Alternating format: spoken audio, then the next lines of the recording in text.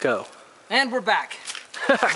Last time you heard from us, we were getting ready to cross the bridge.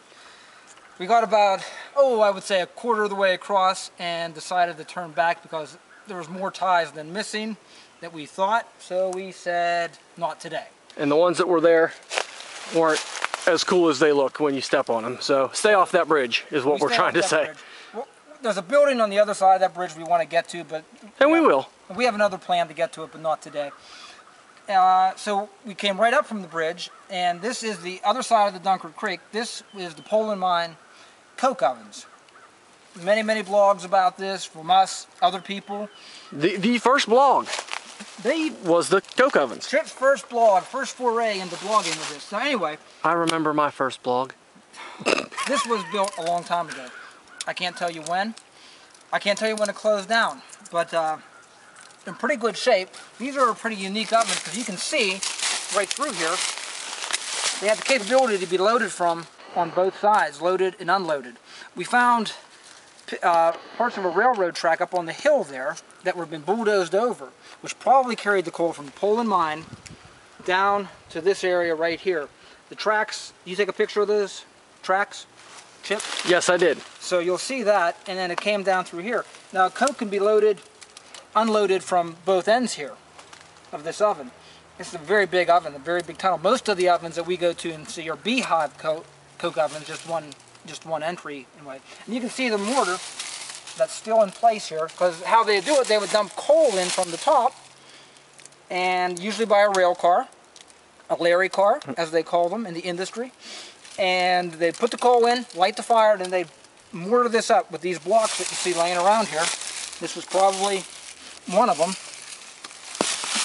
They'd mortar it up, and they let it sit for like 36, 48 hours and just burn off all the impurities. Somebody had asked us in one of the earlier blogs what coke was used for.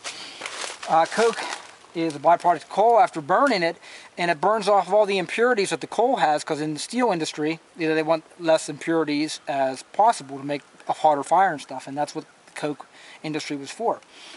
One of our blogs has Shoaf, PA, one of the last remaining coke ovens that was in operation up until like the 70s, 73, 74, and it was still profitable. You can go back and look at the old blogs for some pictures of that, but they said the EPA shut it down because, as you can imagine, it was probably a pretty smoky business doing this. But this is it. These are pretty cool. These are actually in pretty good shape here. Yeah, this actually, the further down you go, the better shape they are. Yeah, see, here's the rail right here that we're actually walking on, and I got my good boots on today for this occasion. Are those your school boots, Seven? These are my school boots. Are you going to get in trouble because you have them on a Saturday? That's the only thing I had in the vehicle. I think what they did, I'm speculating, but I think they loaded the stuff, they pushed it, the car pushed it out this way. And let's go in the oven. Let's go in the oven. Come on. We're going in a coke oven. Farley Toothman doesn't go in coke ovens. Farley Toothman stands outside. Now see, that's a hole that it's closed and you can't see. Let's go into another one. We can see a hole. Yeah, let's come out this side though. This is actual. I like holes. This is actual coke oven spelunking going on right here. All right. Here. Now see, there's a like trough that runs along this, which you can't really see because it's overgrown. But I'm thinking that the coke was pushed out from that end, out this way, into like rail cars. Here's my speculation. What do you think? The rails on the other side are from the old mine that we just came from up on the hill, the Poland mine. The coal was mined up there, because this is Poland Mine and Coke Works. The coal was mined up there.